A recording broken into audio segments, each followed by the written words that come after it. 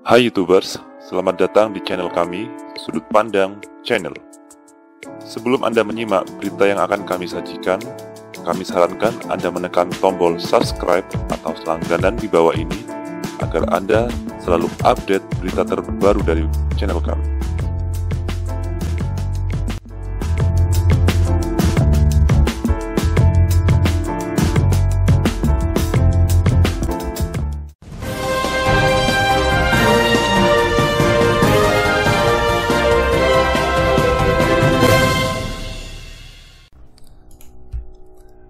Gempa sedang melanda jagat Nahdlatul Ulama.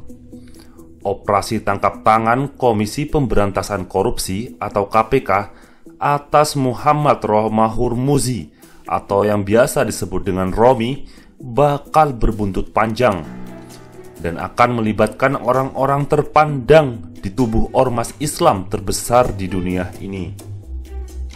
Tak hanya itu, elektabilitas Joko Widodo sebagai calon presiden diperkirakan bakal longsor akibat kasus itu.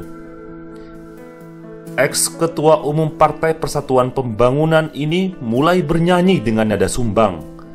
Dia menyeret Gubernur Jawa Timur, Khofifah Indar Parawansa, dalam pusaran korupsi jual beli jabatan. Agar bisa runut, mari kita kupas satu-satu. Siapa orang-orang penting tersebut? Romi adalah kader NU Tulen. Tak ada yang meragukan itu.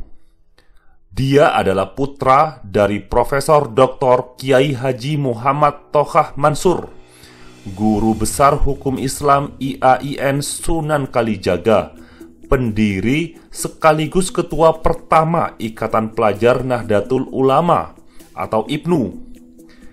Romi juga cicit pendiri NU, Abdul Wahab Hasbullah. Tokoh inilah yang akan membawa kasus jual beli jabatan di Kementerian Agama bakal menanduk kemana-mana. Di luar dirinya dan Khofifah, pedang KPK juga sudah diarahkan kepada Menteri Agama Lukman Hakim Saifuddin dalam kasus yang sama, dan Menteri Pemuda dan Olahraga Imam Nahrawi dalam kasus yang berbeda. Lukman dan Imam juga kader NU. Keduanya menteri pilihan Jokowi, dan mereka tentu saja pendukung petahana dalam Pilpres tahun ini. Lalu ada juga nama lain dalam kasus Romi, yakni Haris Hasanuddin dan Kiai Asep Saifuddin Halim. Keterlibatan keduanya disebut Romi saat mengaku meneruskan aspirasi soal kelayakan Haris yang mengikuti seleksi sebagai Kakanwil Kementerian Agama Jawa Timur. Tentang Khofifah, siapa yang tak kenal? Ia adalah politisi kelahiran Surabaya, Jawa Timur pada tanggal 19 Mei 1965. Perempuan ini aktif di organisasi Muslimat, organisasi sayap perempuan NU. Dia memimpin Muslimat pada periode 2000 sampai 2005. Dia juga kader P3 sekaligus PKB. Radar KPK kini mengarah ke pendopo Gubernur Jatim. Bukan mustahil Gubernur Jawa Timur yang baru menjabat sejak 13 Februari 2019 ini akan juga terseret kasus Romi. Selanjutnya, KPK juga telah menyita uang senilai 30.000 dolar AS dan 180 juta rupiah dari kantor Kemenak di Jakarta pada tanggal 18 Maret lalu. Menteri Lukman berkilah duit itu merupakan uang miliknya yang bersumber dari honor sebagai pembicara. Namun KPK memastikan itu bukan uang honorer. Betul, memang ada uang lain yang tidak disita karena duit itu diyakini KPK sebagai uang honorer. Lagi pula, Jika benar itu uang hasil ceramah, mestinya dilaporkan. Lebih dari itu, KPK juga menyita bukti lain selain duit. Bukti itu antara lain sejumlah dokumen, laptop, dan lainnya yang diduga terkait dengan pokok perkara. Lukman Hakim Saifuddin rasa-rasanya akan sulit mengelak. Pedang KPK sudah menempel di leher politisi yang mulai menjabat Menak pada 9 Juni 2014 itu. Lukman menggantikan Surya Dharma Ali. Surya Dharma Ali sendiri sudah mendahului masuk jeruji besi lantaran korupsi proyek haji dan dana abadi umat. Pengadilan memvonis Surya Dharma Ali selama 10 tahun penjara. Lukman jelas kader NU. Pada tahun 1988 sampai dengan 1999, ia berkiprah di Lajnah Kajian dan Pengembangan Sumber Daya Manusia atau Lakpesdam NU sebagai wakil sekretaris. Kasus lain yang kini sedang mengapung dan melibatkan kader NU adalah kasus suap hibah Komite Olahraga Nasional Indonesia atau KONI pada tahun 2018. Menpora atau Menteri Pemuda dan Olahraga Imam Nahrawi ditengarai menerima duit 1,5 miliar rupiah dalam kasus korupsi ini. Jaksa KPK yang mengungkap keterlibatan Menteri Imam Nahrawi. Sang jaksa membeberkan daftar pembagian dana hibah yang sejumlah total 3,4 miliar rupiah. Daftar para penikmat itu dibuat Sekretaris Jenderal KONI, Ending Fuad Hamidi. Nama Imam Nahrawi ada di deretan nomor 1 dalam daftar.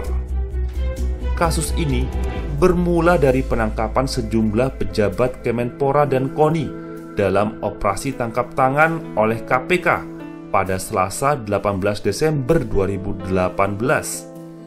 Setelah penangkapan itu, lembaga anti rasuah menetapkan 5 orang sebagai tersangka.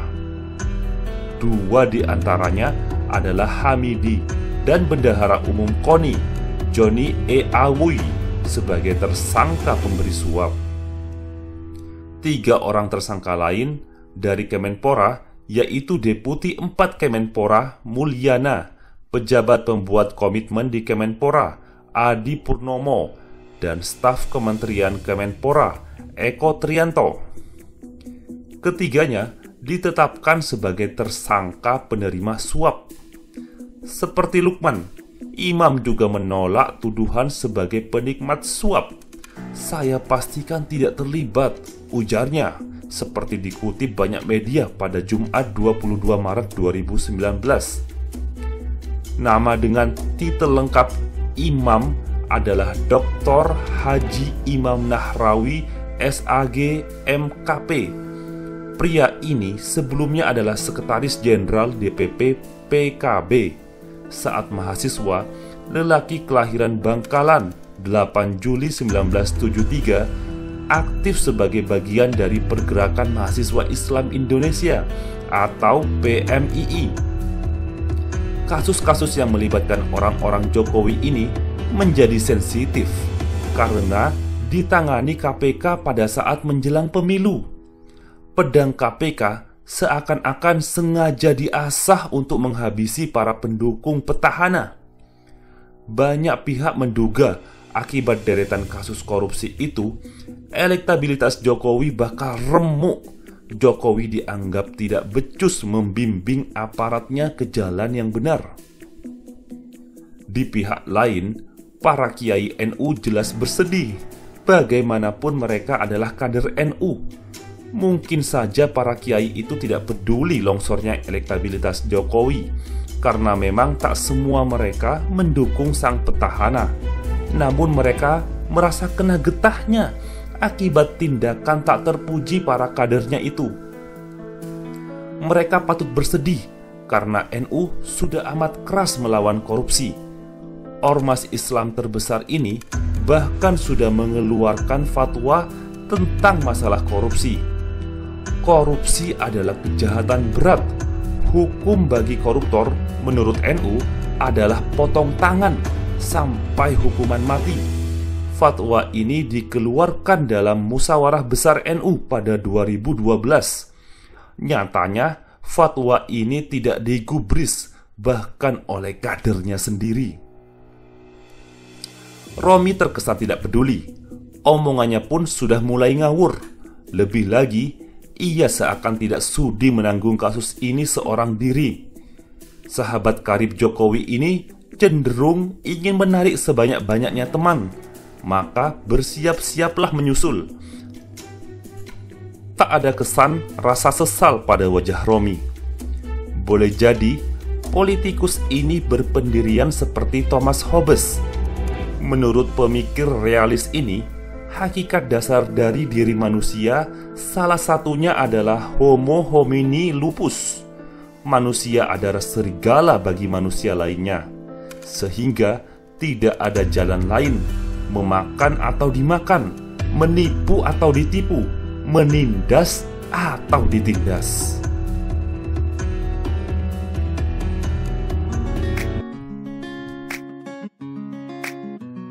Demikianlah berita yang kami sampaikan. Jika Anda ingin update berita terbaru dari kami, silakan klik tombol subscribe atau langganan. Dan Anda boleh juga untuk men-share atau membagikan berita ini kepada teman-teman Anda yang lain. Terima kasih, sampai jumpa.